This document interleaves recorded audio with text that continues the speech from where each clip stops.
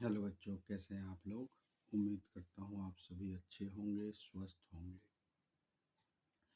तो आज मैं एक सर्कल का जो दो मोस्ट इम्पॉर्टेंट थ्योरम है, वैसे इस पे बेस्ड काफ़ी सारे थ्योरम्स भी हैं, लेकिन जो दो मेन थ्योरम है उसको लेके आया हूँ। एक एक करके हम लोग उसको डील करेंगे।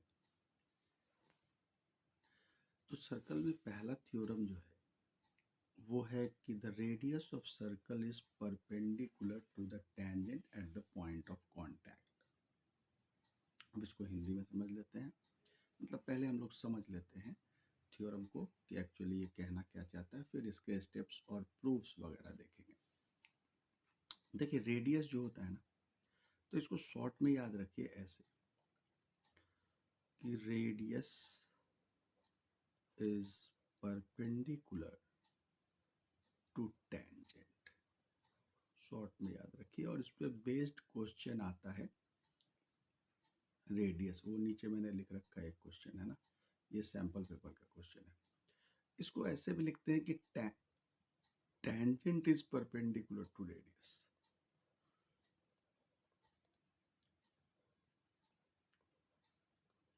सेम बात, एक लाइन दूसरे पे परपेंडिकुलर है तो वो दोनों आपस में ही परपेंडिकुलर होते हैं, ठीक है ना। तो रेडियस टेंजेंट पे परपेंडिकुलर होता है और टेंजेंट रेडियस पे परपेंडिकुलर होता है। तो भैया, रेडियस और टेंजेंट क्या होता है। तो एक सर्कल ले लेते हैं। वैसे अच्छा बना नहीं है, लेकिन मान लेते हैं कि ये सर्कल है और ये टेंजेंट है, एक सीधी लाइन, और ये इसका रेडियस है। तो यही कहना चाह रहे हैं कि radius is perpendicular to tangent, मतलब इन दोनों के बीच का एंगल जो होता है वो 90 डिग्री का होता है। ये रेडियस है आपका, ये टेंजेंट मान लीजिए, या तो बोलिए tangent is perpendicular to radius, radius is perpendicular to tangent, same thing.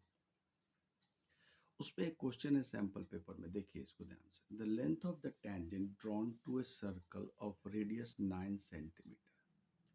ये आपको 9 दे रखा है, ठीक है। 9 centimeter from a point at a distance 41 centimeter from the center of the circle। मतलब कि ये जो पॉइंट है यहाँ जहाँ से इस पे टेंजेंट खींचा गया है, उसका सेंटर से दूरी दिया हुआ आपका। कोशिश करता हूँ मैं सीधी लाइन ड्रॉ करने की। ऐसा कुछ दिया हुआ है ना। ट्राई करते एक बार और। Let's do it. Okay fine, straight line तो नहीं हुआ, लेकिन मान लेते। तो ये 41 सेंटीमीटर दिया हुआ है, राइट। ये 9 सेंटीमीटर दिया हुआ है।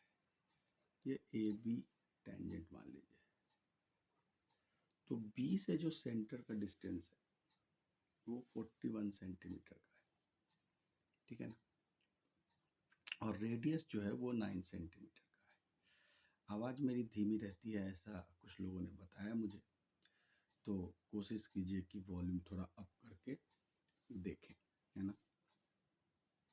वैसे मैं कोशिश कर रहा हूँ कि कुछ ऐसा वो माइक वगैरह ले लूँ, है ना, जिससे आवाज़ मेरी और बेहतर आए आप लोगों के पास।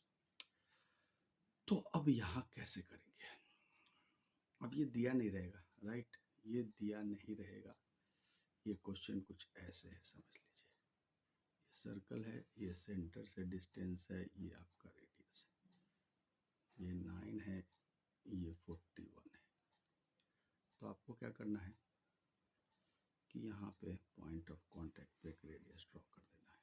तो बोल रहा है लेंथ ऑफ द टेंजेंट बताने के लिए, तो ए बी का डिस्टेंस क्या होगा ये बताना है। तो अगर आप ये जानते हैं, obviously radius is perpendicular and tangent is perpendicular to radius, तो आप इजीली ड्रॉ कर सकते हैं यहाँ पे पाइथागोरस रूल, पाइथागोरस थ्योरम जो होता है वो लगा करके आप इसको बना सकते हैं। ठीक है ना। पाइथागोरस थ्योरम क्या कहता है भैया? तो ये कहता है कि हाइपोटेनस का जो स्क्वायर होता है वो परपेंडिकुलर स्क्वायर और बेस स्क्वायर के बराबर होता है। वैसे परपेंडिकुलर और बेस रेस्पेक्टिव टर्म्स हैं, लेकिन हाइपोटेनस का स्क्वायर जो होता है वो अदर टू साइड्स के स्क्वायर के सम के बराबर भी होता है, ऐसा भी कह सकते हैं। या ये भी कह सकते हैं साइड अपोजिट टू 90 डिग्री, उसको ही हाइपोटेनस कहते हैं एक्चुअली। तो ये आपका हाइपोटेनस है, राइट। तो 41 स्क्वायर इज इक्वल टू, अब कोई भी एक स्क्वायर ले लीजिए, परपेंडिकुलर मान लीजिए या बेस मान लीजिए। वैसे नॉर्मली बच्चे जो स्टैंडिंग पोजीशन पे होता है उसको परपेंडिकुलर मानते हैं। तो 9 स्क्वायर प्लस बी स्क्वायर, तो बी स्क्वायर की वैल्यू कितनी हो जाएगी?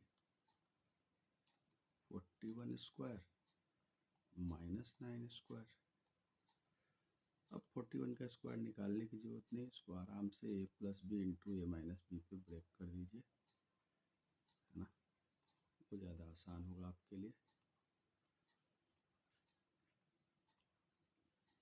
तो ये हो गया आपका 50 और ये हो गया आपका 32। ठीक है क्या? 32।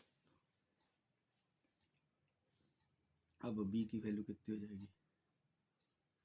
Root under 50 into 32। तो ये आ जाएगा आपका b इज इक्वल टू, मेरे ख्याल से